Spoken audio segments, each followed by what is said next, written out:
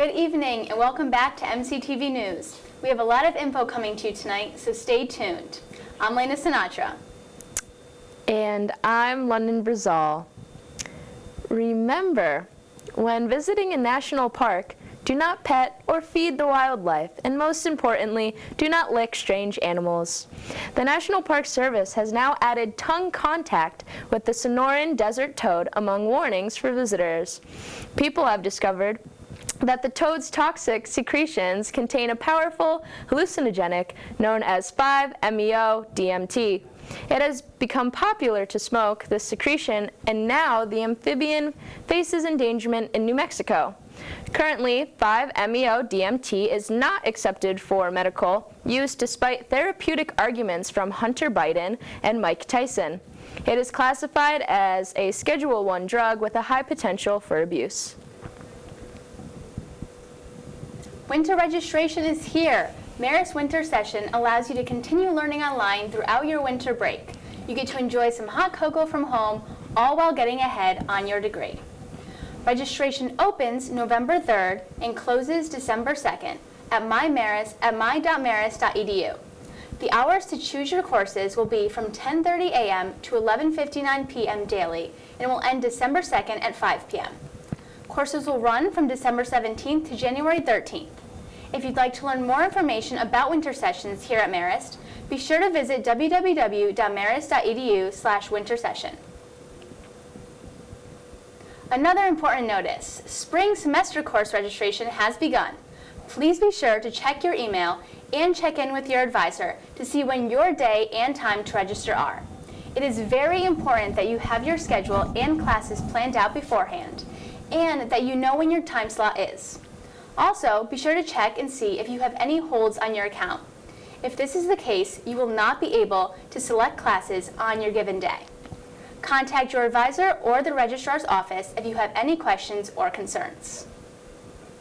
And now we have Lieutenant Bradley Bradshaw, who will catch you back up to speed on all things entertainment. Good evening, aviators. I'm Lieutenant Bradley Bradshaw, but you can call me Rooster. I'm here tonight to keep you in the know on the latest movie releases, up-and-coming music, and which celebrities have been canceled this week. Finally, out on Blu-ray and DVD is objectively the best movie of the year, Top Gun: Maverick. After being in theaters for literally 4 months, you finally have the opportunity to watch the dogfight beach football scene in 4K over and over and over again. So don't think, just buy it. Also debuting November 1st is the highly anticipated second season of Young Royals, the best and probably only Swedish angsty teenage drama worthy of watching on Netflix. At the end of the first season, following the Christmas ceremony, Willem hugs Simone and confesses his love with no declaration of love in return. So fans eagerly awaited any kind of closure to this cliffhanger. In the Season 2 trailer, we see clear dissonance between Wilhelm and Simone, as the two claim their time apart has been healthy, not agonizing. Meanwhile, August faces the consequences of uploading a private video to the school's servers. With tensions high, drama running rampant, and love forbidden, we can expect this season to be just as captivating as the first. Harry Styles just released his music video for Music for a Sushi Restaurant, and fans have mixed opinions on his glittery merman theme. Comments debate over whether this music video is a cinematic masterpiece with undertones about the fickle music industry, or if it is simply an ick-giving mess of slimy fish massages. At least all fans agree that their favorite thing about this music video is that it feels like a music video. In canceled celebrity news, Rex Orange County, an English singer-songwriter known for songs like Best Friend and Pluto Projector, is charged with 6 counts of sexual assault. His provisional trial date, as reported by Variety, is scheduled for January 3rd, 2023, where he plans to deny these allegations. It looks like the next place we'll be seeing him on tour will be Rex Orange County Jail. That's all I have for you today. Remember, it's not the plane, it's the pilot. Russian businessman Yevgeny Prigozhin stated that he has interfered with U.S. elections and plans on doing it again. He has been implicated by Washington and becomes the first person to admit his interference. Prigozhin is often referenced as, quote, Putin's chef, with ties to Russian-based troll farms. Since the start of the Ukraine war, he has become more vocal with a higher public presence. Earlier this year, he admitted to finding the Wagner Group, mercenary group, which is active in 3 countries. In a cryptic message, Prigozhin said, quote, during our pinpoint operations, we will remove both kidneys and the liver at once. Marist recently held their Hunger Awareness Week. It's an occasion to educate the college about those who are in need and to do practical things to help those going hungry. Wednesday, November 2nd was a walk and run against hunger. Friday, November 4th was Petition Day, when all students signed a petition, and Sodexo donated $1 for each signature to help those who are hungry. November 7th and November 11th was an all-campus food collection to gather food for the food pantry. Friday, November 11th was Back to Hunger Day, where students donated to those who are hungry. And to end it all off, November 13th was the Food Blessing, where all the food collected on campus was blessed at the Mass in chapel. We'd like to thank everyone who came out and supported or donated. And now we have Emma Dennis with our Biweekly Science Report. Thanks, Lena. According to the United Nations Emissions Gap Report released late last month, countries are still failing to live up to the expectations of the Paris Climate Accords. The international legally binding treaty adopted by 193 countries and the European Union in 2015 aims to keep global warming at no more than 1.5 degrees Celsius going forward. But since fall of last year, all these countries put together have shaved off only less than 1% of their projected greenhouse gas emissions for 2030. This is yet another reminder that the wealthiest nations, including China and the United States, are responsible for most of these emissions, 75% to be specific.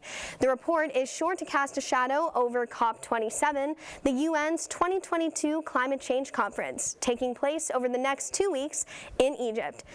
In other news, emperor penguins no longer have happy feet. The Antarctic seabirds have just been deemed threatened under the Endangered Species Act due to major loss of sea ice. Without this unique habitat at their disposal, the penguins risk losing their abilities to breed and escape predators. If humans continue emitting heat-trapping gases such as carbon dioxide and methane at high rates, it is predicted that emperor penguin populations will decline by 47%. The news comes as a welcome relief over 10 years in the making to the Center for Biological Diversity, which submitted a petition to the U.S. Fish and Wildlife Service to protect these birds under the ESA in 2011. And finally, on a more positive note, if you are a resident of New York, you have the chance to vote for the environment on Election Day tomorrow. The Clean Water, Clean Air, and Green Jobs Environmental Bond Act of 2022, also known as Proposal 1, is on the ballot this year. If approved, it will allow the state to borrow $4.2 billion in the name of restoration and flood risk reduction, water quality improvement and resilient infrastructure, open space land conservation and recreation, and climate change mitigation. Potential projects include repairing flood-prone roadways, reducing harmful algal blooms, creating fish hatcheries, and allocating funding to environmental justice communities. This comes on the heels of New York's Climate Act, which was passed in 2019 and serves as America's most ambitious legal framework for fighting climate change on a statewide level. And that's it for this week's Science Report. This is Emma Dennis, signing off. Poughkeepsie City Police arrested 4 teenagers for gun possession. They were stopped by police as the car had switched plates, a suspended registration, and no insurance. While the vehicle was stopped, officers saw a handgun under the front passenger seat. The driver was remanded to Dutchess County Jail with 2 counts of criminal possession of a weapon, vehicle, and traffic violations. The front seat passenger was charged as an adult with 2 counts of criminal possession of a weapon. He and another passenger were arraigned and released. Both are ordered to appear in the youth part of Dutchess County Court. The last passenger was issued an appearance ticket to family court. The Marist Dance Ensemble held its annual fall showcase on November 5th and 6th, and let me tell you, it was a huge turnout. Families and friends came from all over the country to see the group perform, which was quite an honor. As a member of MCDE myself, I can surely say that all the girls did an amazing job. I think we can all say it was one long, tiring week of rehearsals, but so worth it in the end. So I just want to say one last great job to everyone who was part of the team. You all crushed it. With more on Marist athletics and professional sports news, we have Tom Tricoli. How's it going, MCTV? My name is Tom Tricoli. While I can usually be found behind the scenes directing our news shoot, today I'm excited to be presenting this week's sports report. To kick us off, this past Saturday, our men's rugby team capped off their undefeated season with a win over US MMA with a final score of 36-31. With this win, our Red Foxes have been crowned the 2022 Tri-State Conference champions and will be playing against Coast Guard Saturday, November 12th at North Field. Be sure to come out to show support for our rugby team. It is that time of year once again. Basketball will be returning to the McCann Arena this week. Our women's basketball team will kick off their season at home on November 7th against Villanova, while the men will play their first game just a few days later on November 9th against American University. Over the weekend, the Houston Astros won their second World Series over the Philadelphia Phillies, which, if I could go on a tangent, is such a redundant name. Like, imagine if the Yankees were called the New Yorkers. That'd be stupid, right? I don't know. Anyways, Houston won the World Series in 6 games and managed to do so this time without using trash cans or buzzers. The Astros' Yordan Alvarez hit a momentum-shifting 3-run home run in the 6th, allowing the Astros to go on to win 4-1. Lastly, while I've got a mic and an audience, I'd like to shout out the amazing season the New Jersey Devils are having so far. If you know me personally, you know that I may be one of the biggest Devils fans on this campus, and I've been ecstatic to say the least. After defeating the Calgary Flames, the Devils have risen to a record of 9-3, which is good for first place in the Metropolitan Division. The team is currently on a 6-game win streak, which is the first time they've been able to accomplish this feat since 2012. Perhaps the biggest highlight of the season so far was Jesper Bratt's record-breaking 11-game point streak to open the season, scoring 17 points in just 11 games. That'll do it for this week's sports update. I'm Tom Tricoli. Let's go Devils, and back to you guys in the booth. Also, on November 5th and 6th was the school's Night on Broadway, where students who are part of Marist singers came to show off their talent. The students sang a variety of songs from various musicals and did an amazing job. Though I was unfortunately unable to attend, I have heard from many that it went very well. Great job to everyone involved. I'm Lena Brazal. And I'm Lena Sinatra. We thank you all for tuning into MCTV News. Have a good night.